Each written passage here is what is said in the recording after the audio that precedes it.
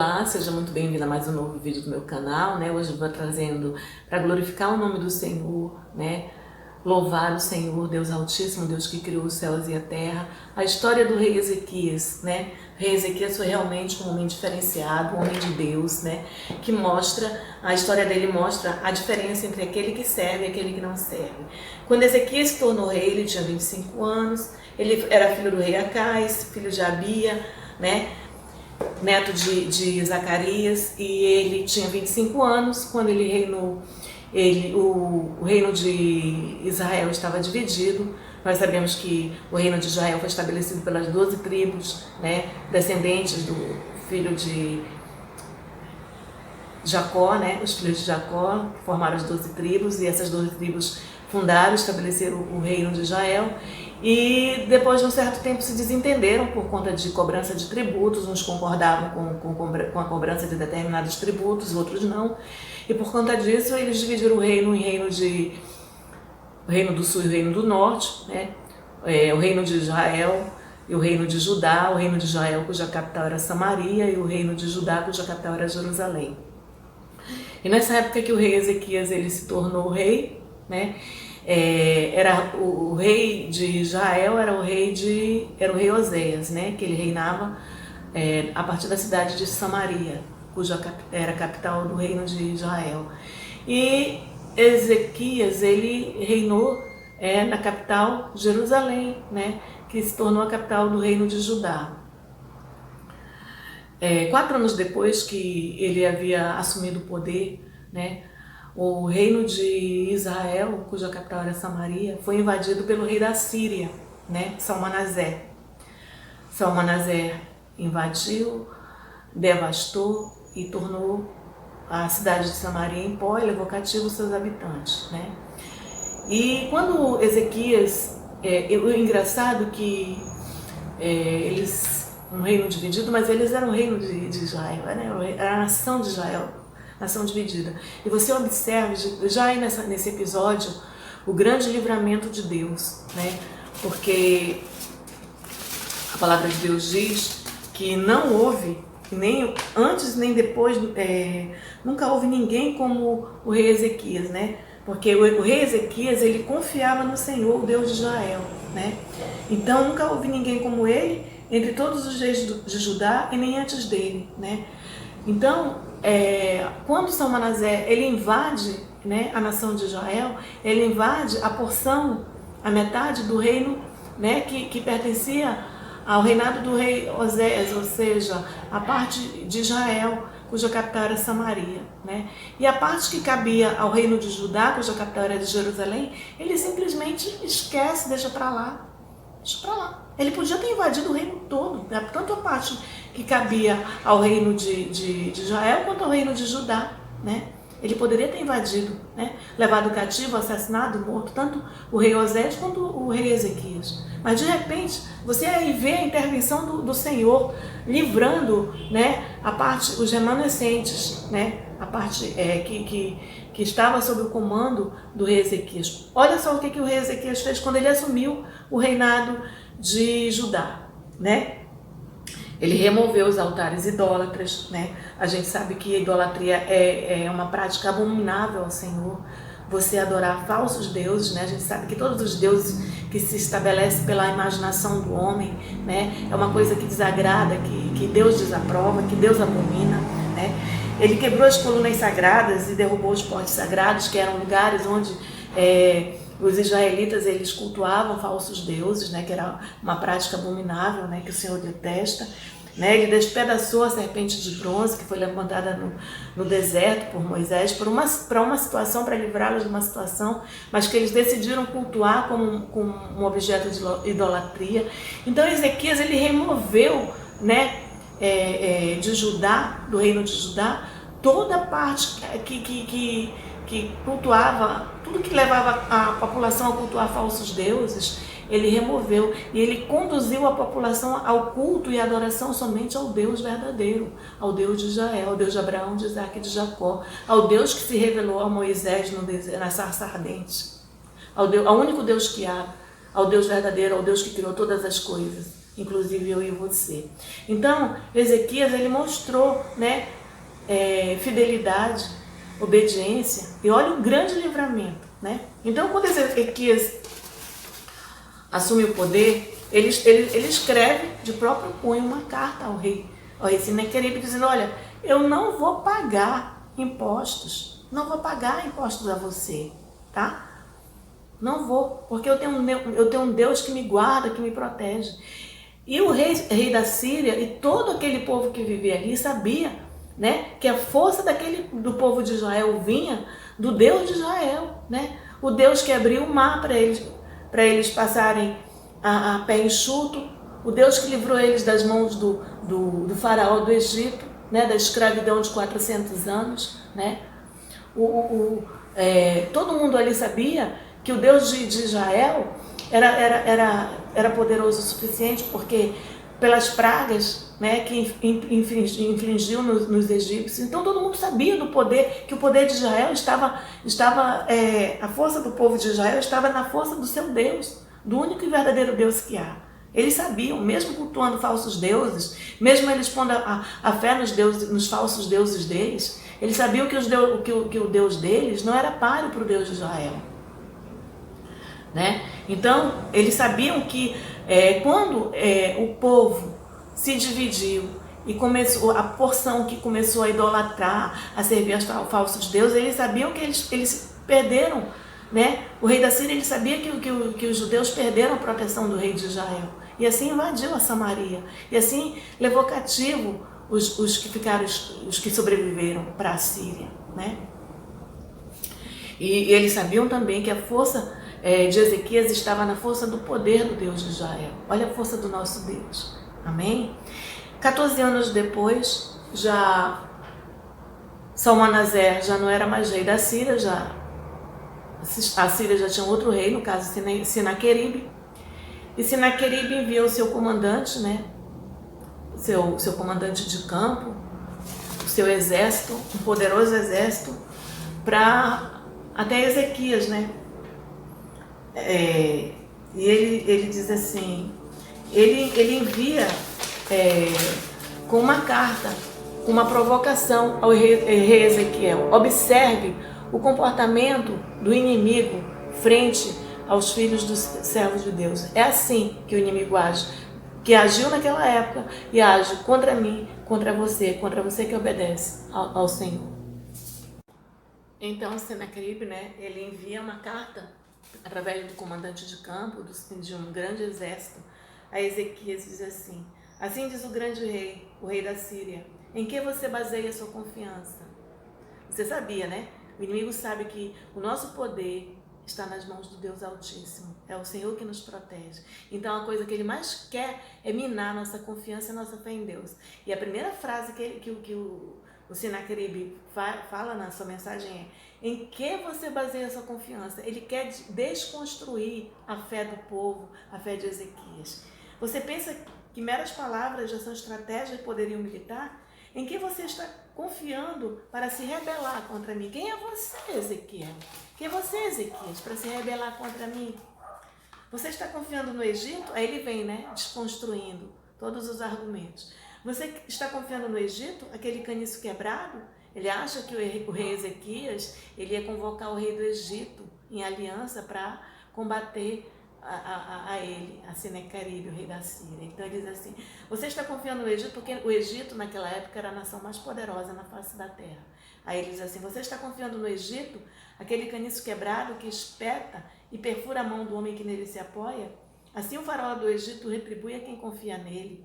Mas se vocês disserem: estamos confiando no Senhor, nosso Deus, não é ele aquele cujos santuários e altares Ezequias removeu, dizendo: ajudai em Jerusalém, vocês devem adorar diante deste altar em Jerusalém? Aceite, pois, agora o desafio do meu senhor, o rei da Síria, e eu lhes darei 2.000 cavalos, se você tiver cavaleiros para eles. Aqui ele zomba, porque ele sabe que o exército de Israel não tem 2.000 guerreiros.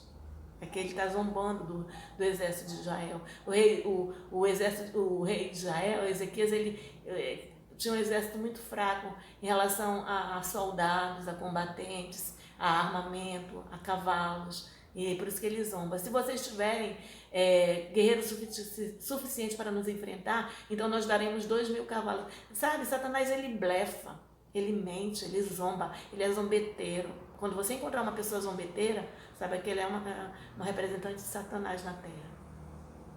Aceite, pois, agora o desafio do meu Senhor, ele prossegue, o comandante de campo falando, né, para Ezequias na carta.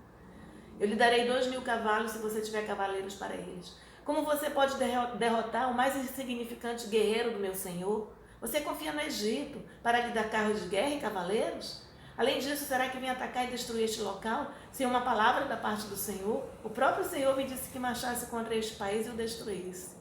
Olha a mentira, Satanás é mentiroso, ele blefa, ele veio para roubar, matar e destruir, ele tenta usar, ele mente dizendo que o próprio Deus enviou ele lá, mentira. Né? Então ele aqui, filho de Uquias, Sebna e Joade será o comandante de campo. Por favor, fala com teus servos em aramaico, porque entendemos essa língua. Não fales em hebraico, porque assim o povo que está sobre os muros entenderá. Entenda, quando o comandante do exército da Síria chegou, ele procurou o lugar mais povoado, onde mais pessoas passavam para fazer as ameaças dele. Né? É por isso que Sebna, né, que era o administrador do palácio de Ezequiel, ele diz, por favor, fale em outra língua, para que o meu povo não ouça essas ameaças. O comandante, porém, responde, será que o meu Senhor enviou-me para dizer essas coisas somente para o seu Senhor e para você, e não para os que estão sentados no muro? Porque o povo parou o que estava fazendo, né, para se aproximar, para ouvir o que o comandante do exército do rei da Síria estava falando, as ameaças, né? Como vocês terão... Aí o comandante, ele vendo que o povo está ali, atento, né, ele diz assim, como vocês terão de comer as próprias fezes e beber a própria urina? Então ele faz essa ameaça, né? Ou vocês se rendam, ou nós levaremos vocês a serem sitiados e vocês não mais poderão sair para caçar nos campos e vocês acabarão por comer suas próprias fezes e beber sua própria urina. Quer dizer, eram ameaças fortes, terríveis. Quem é que quer comer suas próprias fezes e beber sua própria urina? Ninguém. Então o inimigo ele é assim, ele é atrevido, ele investe pesado, ele investe com ameaças terríveis, poderosas. Não caia nessa cilada. Fique ouvindo esse vídeo e veja o que o Senhor, o nosso Deus, ele faz por cada um dos seus filhos, daqueles que são filhos, daqueles que obedecem a ele. Observe. O comandante, porém, respondeu. Continuou, né? Então o comandante levantou-se e gritou em hebraico, ouçam as palavras do grande rei, o rei da Síria. Aí que ele se incitou mesmo, né? Aí que ele criou mais força. Assim diz o rei, não deixe que Ezequias os engane, ele não poderá livrá-los da minha mão. Não deixem Ezequias convencê-los a confiar no Senhor quando diz, com certeza o Senhor nos livrará. Esta cidade não será entregue nas mãos do rei da Síria. Não deem ouvidos a Ezequias. Assim diz o rei da Síria, façam paz comigo e rendam-se. Então cada um de vocês comerá da sua própria videira e da sua própria figueira e beberá água da sua própria cisterna, até que eu venha e os leve para uma terra igual à de vocês, terra de cereais e de vinho, terra de pão e de vinhas, terra de oliveira e mel. Escolham a vida e não a morte. Não deem ouvidos a Ezequias, pois ele os está iludindo quando diz, o Senhor nos livrará. Observe que os argumentos do inimigo é sempre muito fraco, não se justifica. Como é que eu vou me render ao meu inimigo, porque ele diz que ele vai me tirar de uma terra onde eu estou bem estabelecida, comendo do bem e do melhor, e ele diz que ele vai me levar para uma terra igual a dele. Qual é o propósito então dele invadir a minha terra para me levar para uma terra, se ele vai me levar para uma terra igual a dele? Né? Qual é o propósito de eu sair do meu lugar, que eu estou bem estabelecido, para um outro lugar bem estabelecido? Sabe, o argumento não faz sentido. Os argumentos do inimigo nunca fazem sentido. Mas ele sabe que ao apavorar, o inimigo sabe que quando ele me apavora, quando ele te apavora, a gente perde um pouco a noção das coisas e a lucidez, né? Ele, pelo medo, ele tenta fazer com que as pessoas se rendam às propostas indecorosas dele, né? Então, quando uma ameaça vir para mim, para você, né, a gente não deve se apavorar, não. A gente deve se permanecer em oração, né, estabelecida na fé do nosso Senhor, porque é o Senhor que nos livra. Amém? Porque os argumentos do inimigo não se estabelecem, não se justificam, né? Ele diz assim, será que o Deus de alguma nação conseguiu livrar suas terras das mãos do rei da Síria? Onde estão os deuses de Amate, de Arpade? Onde estão os deuses de Sefarvaim, de Rena e de Iva? Acaso se livraram Samaria das minhas mãos? Então ele cita as cidades que ele invadiu, mas ele não cita que essas cidades elas adoravam falsos deuses, inclusive Samaria, né? Que era cujo povo era descendente, era judeu também, mas que se voltou contra o Deus Todo-Poderoso, contra o Deus de Israel, né? Foi servir a outros deuses. E por isso que perdeu a proteção do Deus vivo, do único Deus que há. Amém? Por isso que o assírio, o inimigo, invadiu e levou cativo, matou, deixou a pó, reduziu a pó as cidades que ele invadiu. Por isso, né? Isso ele não fala, não. Né? Então ele prossegue, né? Ameaçando com as ameaças. Mas o povo permaneceu calado. Então, quando o inimigo vem para me afrontar, para te afrontar, né? A gente deixa ele falar, vai falando as besteiras dele. O que a gente deve fazer? Fechar a boca, ó, permanecer calado. Porque o inimigo não vale a pena. Não vale a pena debater contra o inimigo. Não vai levar a nada. A palavra de Deus diz que a ira do homem não opera a justiça de Deus. Então, quando o inimigo vem para nos afrontar, a gente tem que fazer como Ezequias fez. O que Ezequias fez? Né? Ele pegou a mensagem, né, das mãos dos seus servos, seus administradores de Ilques, seu administrador do palácio, né? Foi até o Senhor, né? E levou ao profeta Isaías, né? O homem de Deus, né? Então, ao ouvir o relato, o rei Ezequias rasgou suas vestes, pôs roupa de luto e entrou no templo do Senhor e foi orar, né? E ele enviou o administrador do palácio, Eliaquim, o servo de Sebna e os sacerdotes principais, todos vestidos em panos de saco, ao profeta Isaías, né? Ao homem de Deus, ao homem que tinha comunhão com Deus, que Deus se revelava, com que Deus falava, né? Eles lhe disseram, assim diz Ezequias, né? Ezequias faz uma mensagem com esse seguinte teor que eu vou ler aqui para o profeta Isaías. Ele diz assim: hoje é dia de angústia, dia de repreensão e de humilhação, como estamos com uma mulher que está para dar à luz, que não tem forças para fazê-lo nascer, né? O exército de Israel não tinha forças para enfrentar o rei assírio, né? E o comandante do rei da Síria foi lá humilhar aquele povo, humilhar Israel, humilhar os judeus ali, né? Na fonte do lavandeiro. Quando, né? Talvez o Senhor seu Deus, né? Ezequias falando para o profeta Isaías, talvez o Senhor seu Deus suplique pelo remanescente que ainda sobrevive, né? No caso, o povo de Judá, do reino de Judá, que vivia em Jerusalém, né?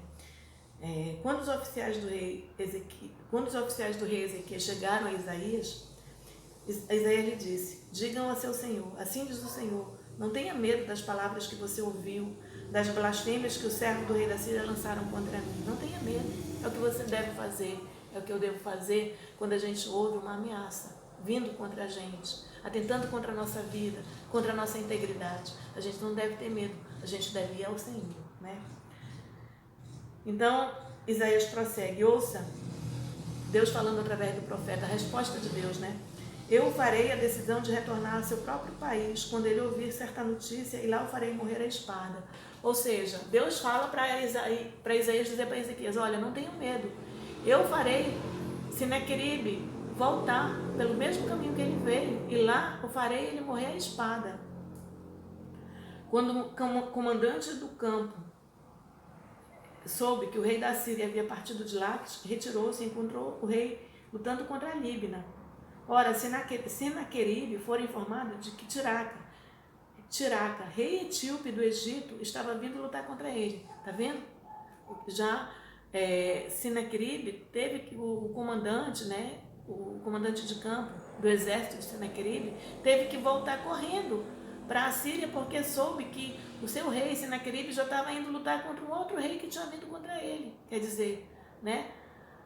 O Senhor criou uma outra circunstância para livrar o povo de Judá, né? Israel, das mãos do rei Senaqueribe, né? Então, Senaqueribe foi informado de que Tiraca, rei etíope, um outro rei, né, fora lutar contra ele, estava indo lutar contra ele, né? Então, Senaqueribe viu aquela situação, mas não deixou de ameaçar Ezequias. Ele enviou uma outra mensagem para Ezequias, dizendo assim, digam a Ezequias, rei de Judá, não deixe que Deus, no qual você confia, o engane. Ele já estabelecendo uma mensagem para o povo já se estremecer, morrer de medo. Então ele diz assim, não deixe que o Deus a qual você confia o engane, quando diz Jerusalém não cairá nas mãos do rei da Síria. Com certeza você ouviu que os reis da Síria têm feito contra todas as nações, como as destruíram por completo. E você haveria de livrar-se? Acaso os deuses das nações que foram destruídas por meus antepassados as livraram? Os deuses de Gozã, de Harã, de Rezefe, o povo do Éden, o povo que estava em Telazar? Onde estão o rei de Amate, o rei de Arpade, o rei da cidade de Sefarvaim, o rei de Rena e de Iva? Né? Então, só que ele esquece de dizer que essas nações que ele invadiu cultuavam falsos deuses, que não tinham a proteção do Deus de Israel, do Deus vivo, do único Deus que há. Né? Que essas nações que caíram nas mãos do rei da Síria serviam a falsos deuses, né? Eram idólatras. Né? Então Ezequias recebeu a carta das mãos do mensageiro e a leu, e subiu ao templo do Senhor e estendeu-a perante o Senhor. E Ezequias orou ao Senhor, Senhor Deus de Israel, que reina em teu trono, entre os querubins. Só tu és Deus sobre todos os reinos da terra. Tu criaste os céus e a terra. Dá ouvido, Senhor, e vê. Ouve as palavras que Senaqueribe enviou para insultar o Deus vivo. É verdade, Senhor, que os reis assírios fizeram todas essas nações e seus territórios um deserto. Atiraram os deuses delas no fogo e os destruíram, pois não eram deuses, eram apenas madeira e palha e pedra moldados por mãos humanas. Agora, Senhor, nosso Deus, salva-nos das mãos dele, porque todos os reinos da terra, para que todos os reinos da terra saibam que só tu, Senhor, és Deus. Então, quando Ezequias recebeu essa nova mensagem, né, de Senaqueribe, ele entrou no templo e foi orar ao Senhor. E olha como ele entra na presença do Senhor, exaltando o Senhor. Só o Senhor é Deus. Só o Senhor reina sobre todos os reinos da terra, pois tu criaste os céus e a terra. Ele entra na presença do Senhor declarando, né, a sua fé, a sua confiança, dizendo que Deus é único, né? Que foi o Senhor que criou os céus e a terra, que reina sobre todos os reinos da terra. Né? Então, o Senhor ele se manifesta e responde a essa oração do rei Ezequias através do profeta Isaías, né? Filho de Amós. Então, o Senhor respondeu usando o profeta e enviou a seguinte mensagem ao rei Ezequias. Assim diz o Senhor, o Deus de Israel, ouvi a sua oração acerca de Senaqueribe, o rei da Síria. Meu irmão, minha irmã, não se amedronte quando o inimigo se levantar contra você para destruir, para te ameaçar. Né? Faça como Ezequias fez, ore ao Senhor, que ele vai te responder, assim como ele respondeu a Ezequias, ele vai te responder. Então, olha só o que o Senhor diz através do profeta Isaías para Ezequias. Esta é a palavra que o Senhor falou contra ele. A virgem, a filha de Sião, despreza e zomba. O Senhor falando diretamente para o rei da Síria. E zomba de você. A filha de Jerusalém meneia a cabeça enquanto você foge. Você, Senaqueribe, você foge. De quem você zombou? E contra quem blasfemou? Contra quem você levantou a voz? Contra quem ergueu seu olhar arrogante? Contra o santo de Israel. Contra mim, Senaqueribe. Foi contra mim que você fez isso. Sim, você insultou o Senhor por meio dos seus mensageiros e declarou, com carros sem conta subi aos pontos mais elevados e inacessíveis, alturas do Líbano. Derrubei os seus mais altos cedros, os seus melhores pinheiros. Entrei em suas regiões mais remotas e nas suas mais densas florestas. Em terras estrangeiras cavei poços e bebi água. Com sola de meus pés sequei todos os rios do Egito. Você não percebe que há muito tempo eu já havia determinado tudo isso? Desde a antiguidade, planejei o que agora faço acontecer. Que você deixaria cidades fortificadas em ruínas, seus habitantes sem forças, desanimam-se envergonhados, são como pastagens, como brotos, tenros e verdes como ervas no telhado, queimados antes de crescer. Deus sabia que ia acontecer, né? Aquele povo que não se humilhou perante ele, que não se voltou para Deus, para o verdadeiro Deus. Deus sabia que eles iam ser derrotados pela mão do invasor. Deus sabia, desde sempre, desde a antiguidade. E é isso que Deus está comunicando para Senaqueribe. Ele continua. Sim, contra mim você. Eu, porém, sei onde você está. Sei quando você sai e quando você retorna. E como você se enfurece contra mim. E meu irmão, minha irmã, Deus sabe os nossos sonhos quando a gente dorme, os nossos pensamentos quando nós estamos acordados, o que nós conversamos, o que nós dizemos em oculto, em segredo, Deus sabe de tudo. Deus conhece nossos passos, Deus conhece nossos caminhos, por onde nós andamos. Deus conhece nossos atos e pensamentos, o que nós fazemos. Não se engane. Nunca ninguém vai enganar a Deus. Amém?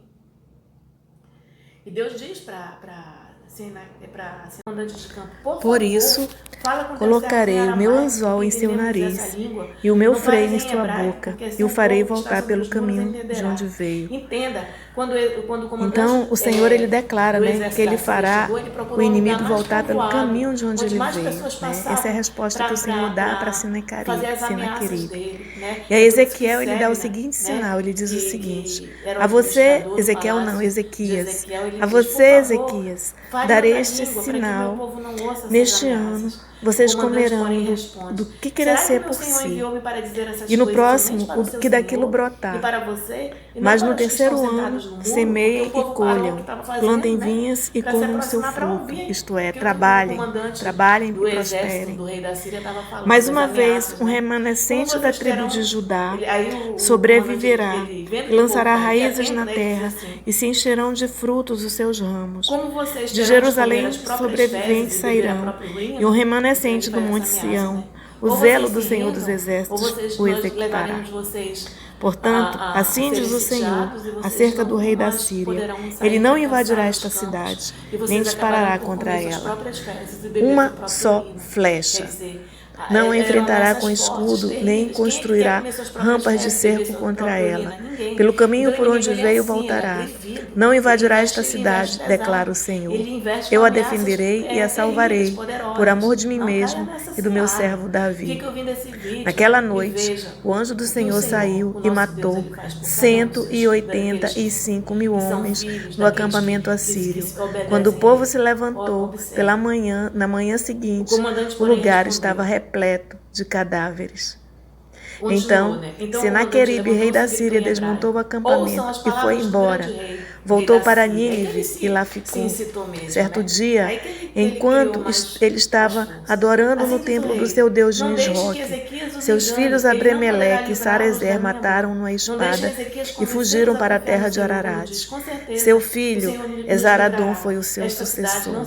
Vocês podem observar, né, que o Senhor ele cumpriu, né, a promessa que ele fez ao rei Ezequias, que não foi necessário nenhum soldado do reino de Judá ir ao encontro do exército de Sinaqueribe, né, porque o Senhor lutou, né, e ganhou e venceu. Com apenas um anjo, ele matou 185.000 guerreiros, soldados fortemente armados, preparados para a batalha. Oh, aleluia, glória a Deus. Que essa palavra te inspire, te renove, restaure a tua fé, te encha de fé, né? Que Deus te abençoe e te guarde em nome do Senhor Jesus. Amém.